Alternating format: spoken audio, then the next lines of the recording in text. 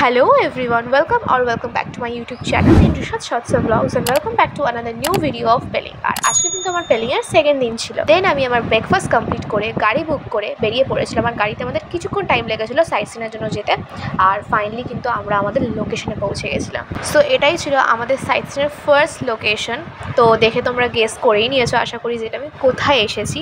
তো চলো, যদি না বুঝতে পারো দেন তোমরা কিছুক্ষণ পর এমনিও জানতে পেরে যাবে। দেন আমরা চলে এসেছিলাম টিকিট কাউন্টারে টিকিট কাটবো বলে, কেন উইদাউট টিকিট তো তোমরা কোথাও এন্ট্রি নিতে পারবে না। সো এখানে কিন্তু আমরা পার টিকিট 100 রুপিস দিয়ে কেটেছিলাম।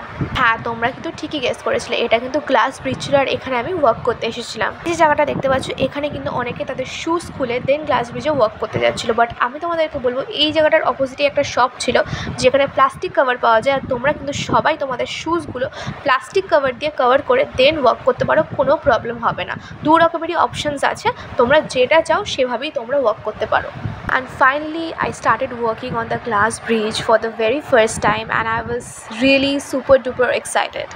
I was not at all scared, but when I saw this glass bridge for the first time on social media, that day I decided that no, one day I'm going to come here for sure and I'm going to work in it.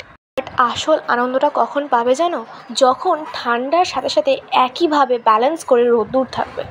রোদ্দুরটা যদি না ওঠে তোমরা কিন্তু কিছুই সেরকমভাবে বুঝতে পারবে না। আমরা যখন ওয়াক করছিলাম গ্লাস ব্রিজে তখন কিন্তু হালকা হালকা বৃষ্টি হচ্ছিল, তাই জন্য আমরা ওয়াক করতে পেরেছিলাম ঠিকই, বাট বৃষ্টির জন্য আর ক্লাউডসের জন্য কুয়াশার জন্য আমরা অনেক কিছু দেখতেও পাইনি।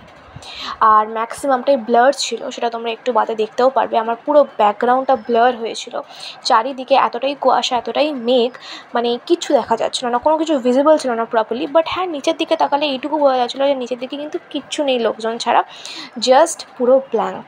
আমি ওয়াক করতে করতে একটা কথাই ভাবছিলাম যে যারা এই ব্রিজটা ফার্স্ট টাইম বানিয়েছিল তারা কি আইডিয়া নিয়ে বানিয়েছিল। মানে যেটার ওপর দিয়ে আমরা ওয়াক করছিলাম সেই গ্লাসটা এতটা পরিমাণে মোটা ছিল যে হাজারো লোকের ওয়েট কিন্তু ওটা একসাথে ক্যারি করতে পারবে আর কোনোভাবেই কিন্তু ব্রেক হওয়ার চান্স নেই, এতটাই মোটা। সো একদম সেফ গ্লাস ব্রিজ। তোমরা মানে যারা একটুখানি ভয় পাও বা যারা মনে করো যে যারা এখন অবধি যাওনি বা এখন অবধি ওয়াক করনি, ভেবেছো যে না গ্লাস ব্রিজে একবার না একবার ওয়াক করবে, তারা কিন্তু প্লিজ ভয় পেয়েও যেও না, কেন জায়গাটা একদমই সেফ। মন ভরে হেঁটে নেওয়ার পর আমরা নেক্সট সাইট সিনের জন্য বেরিয়ে পড়েছিলাম। আর নেক্সট সাইট সিনের লোকেশন ছিল বার্ড পার্ক, এটাও কিন্তু পেলিংয়েই আছে আর গ্লাস ব্রিজের থেকে জাস্ট 15 মিনিটসের দূরত্বেই কিন্তু এটা তোমরা পেয়ে যাবে। এটারও টিকিট প্রাইস সেম ছিল, পার টিকিট 100 রুপিস করেছিল। বার্ড পার্কের ভেতরে ঢোকবার পর দেখতে পারলাম পুরো জায়গাটা বার্ডসের ডিফারেন্ট পিকচার্স দিয়ে ডেকোরেট করার, পুরোটাই কিন্তু বার্ডস থিমের ওপর ডিপেন্ড হয়েছিল।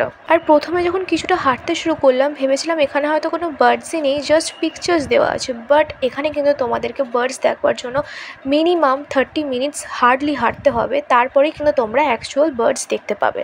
হাঁটতে হাঁটতে কিছুক্ষণের জন্য মনে হচ্ছিলো আমি যেন কোনো নেচার ওয়াকে যাচ্ছি, কেন যেন চারিটা দিক অনেক ধরনের গাছপালা দিয়ে সারাউন্ডেড ছিল আর দেখতে এতটাই সুন্দর লাগছিলো আর হাঁটতেও কিন্তু প্রচণ্ড ভালো লাগছিলো। যত হেঁটে যাচ্ছিলাম সামনের দিকে তত দেখতে পাচ্ছিলাম পার্কটা কিন্তু অনেকটাই কালারফুল আর সাথে কিন্তু খুব ভালোভাবে ওয়েল ডেকোরেটেড। বেশ অনেকক্ষণ হাঁটবার পর গিয়ে পৌঁছলাম একটা ব্রিজের মধ্যে। ব্রিজ দিয়ে স্ট্রেট হেঁটে যাওয়ার পরেই দেখলাম একটা বিরাট বড় ধরনের কেজ। এরকম টাইপের কেজ কি তোমরা আগে কোনো দিনও দেখেছো? আমি কিন্তু আমার লাইফে কোনোদিনই আগে এত বড় কেজ দেখিনি। পরে গিয়ে বুঝতে পারলাম যে না, এই এত বড় কেজটা যেটা আমি চোখের সামনে দেখছি এটা কিন্তু বানানোই শুধুমাত্র বার্ডসের জন্য, কেন এখানে কিন্তু শুধু একটা দুটো বার্ডস না, এখানে অনেকগুলো বার্ডস ছিল। আর সাইজে কেজটা এতটাই বড় ছিল যে ওরা চাইলে মন মতন ইচ্ছে মতন যখন ইচ্ছা ফ্লাই করতে পারে, আর সাথে কিন্তু ওদেরকে খাওয়ারও দেওয়া ছিল। নেক্সট আমি চলে এসেছিলাম এই কালারফুল টিয়া পাখিগুলোকে দেখতে। আর এগুলো কিন্তু একদমই হার্মলেস, মানে তোমরা যদি ভিডিওস বা ফটোস নাও ওরা কিচ্ছু করবে না, একইভাবে ওরা নিজেদের মতো নিজেদের অ্যাক্টিভিটিস করবে। খাচ্ছিল, খুবই সুন্দর দেখতে ছিল। আর সবথেকে বড় কথা, যাই করো না কেন ওদেরকে কিন্তু ডিস্টার্ব করো না। নেক্সট এই যে হোয়াইট কালারের বার্ডটা দেখতে পাচ্ছ, এদের মেন ফুড কিন্তু অ্যালগি, মানে বেসিক্যালি ওরা কিন্তু অ্যালগি খায়, যেটাকে আমরা বাংলায় শ্যাওলা বলি। তারপর দেখতে চলে এসেছিলাম এই বার্ডটাকে। এই বার্ডটার আমি জানি না আমি তোমাদেরকে কি বলে বোঝাবো, জাস্ট তোমরা ওর বডির দিকে তাকিয়ে ওর গায়ের কালার কম্বিনেশনটা একবার দেখো, সো প্রিটি না? আমিও দেখে মুগ্ধ হয়েছিলাম, মানে এত সুন্দর যে বার্ডসও হয় সেটা কিন্তু আমি এখানে না আসলে জানতে পারতাম না, কেন এত সুন্দর বার্ডস আমি আগে কখনো দেখিনি। কে কেজের ভেতর বসেছিল আর সেরকম কোনো একটা মুভমেন্ট করছিল না, বাট যেইটুকু মুভমেন্ট করছিল আমি সবটাই কিন্তু ভিডিওর মধ্যে ক্যাপচার করবার চেষ্টা করেছি। তোমরা জাস্ট দেখতে থাকো। নেক্সট দেখতে চলে এসলাম আমাদের মোটুরামকে। না ওর নাম মোটুরাম না, কিন্তু আমি ওকে ভালোবেসে মজা করে মোটুরাম ডাকছিলাম। ও কিন্তু মোটু হলেও আফটার অল ওকে দেখতে খুবই কিউট ছিল। আর যেহেতু ওর বডি ওয়েটটা একটু বেশি, তাই কিন্তু ও খুব একটা জোরে না হেঁটে, ও আস্তে আস্তেই হাঁটে। দেখতে চলে এসেছিলাম এই বার্ডটাকে, আর এর ফুল বডি ব্ল্যাক ছিল আর মুখের সামনেটা রেড ছিল। কালার কম্বিনেশনটা খুবই ভালো ছিল ব্ল্যাক অ্যান্ড রেডের মধ্যে। আর এরও কিন্তু মেন ফুড অ্যালগি ছিল, যেটাকে আমরা শ্যাওলা বলি। Next and finally the last one, আমরা দেখতে চলে এসলাম এই পিজনগুলোকে, যেগুলোকে আমরা বাংলায় কিন্তু লক্কা পায়রা বলি। আর অনেকে কিন্তু এটাকে সিম্বল অফ পিসও বলে। এটা কিন্তু ফুল হোয়াইট হয়, আর ব্যাক সাইডটা তোমরা দেখতে পাচ্ছ কতটা প্রিটি। বাদ বাকি পিজনের থেকে একদম ডিফারেন্ট হয় এগুলো। সাইট সিন কমপ্লিট করার পর ভেবেছিলাম ডিরেক্ট হোটেলে চলে যাব, বাট এমনই একটা জায়গায় এসে পড়েছি মোমো না খেয়ে যাওয়ার কিন্তু ইচ্ছাই করে না। তাই জন্য আমি ডিসাইড করেছিলাম যে সব মেয়েরা মিলে কিন্তু একসাথে মোমো খাবো। আর এই মোমোটাও খেতে কিন্তু দারুণ টেস্টি ছিল। সাইট সিন থেকে আমি কিছুক্ষণ আগে ফিরলাম। দুখানা সাইট সিন ছিল আজকে, মেন যে দুটো জায়গা ছিল সেখানে গেছিলাম। এসে ফ্রেশ হয়ে আমি লাঞ্চের খাবারটা তোমাদেরকে দেখাতে পারলাম না, বাট আমি তোমাদেরকে মুখে বলে দিচ্ছি কী হয়েছিল। ডাল হয়েছিল, ভাত হয়েছিল, পোস্ত দিয়ে মাছ করা হয়েছিল, আর চাটনি ছিল, পাঁপড় ছিল, আর তরকারি ছিল। এটা ছিল আজকে আমাদের লাঞ্চের খাবার। বাট আমি আজকে লাঞ্চ করিনি, মোমো খেয়েছিলাম বাইরে হালকা ফুলকা, আর হোটেলে এসে আমি কিছু খাইনি। আমার প্রচণ্ড শরীর খারাপ, তোমরা দেখতে পাচ্ছ আমি হালকা ফুলকা একটা কম্বল দিয়ে বসে আছি। প্রচণ্ড শরীর খারাপ। এখানে মোরাললেস অনেকেরই ঠান্ডা লেগে গেছে বাজেভাবে, কিন্তু সবথেকে বাজেভাবে শরীরটা খারাপ আমার হয়েছে। হালকা হালকা শরীরটা ম্যাচও করছে, জ্বরটাই ফিল হচ্ছে।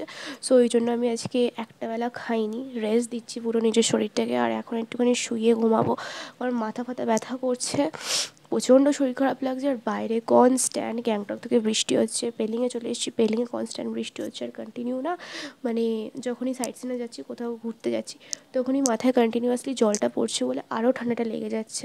আর এতটা ঠান্ডা, চিল ঠান্ডা, এখানে টেম্পারেচার দেখাচ্ছে 29-30, বাট চিল ঠান্ডা, আমি তোমাদেরকে বলে বোঝাতে পারবো না। কনস্ট্যান্ট বৃষ্টি হওয়ার কারণে এখানে প্রচণ্ড ঠান্ডা পড়ে গেছে। তো চলো একটু রেস্ট নিয়ে নিই, দেন তোমাদের সাথে একদম ডিরেক্ট বিকেলে দেখা হচ্ছে। বিকেল হওয়ার সাথে সাথেই পেয়ে গেছিলাম হাতে এরকম গরম গরম ভেজ চাউমিন, যেটা খেতে প্রচণ্ড টেস্টি ছিল। আর এটা খাওয়ার পরে কিন্তু আস্তে আস্তে আমার শরীরটাও ঠিক হয়ে গেছিলো। 2000 years later.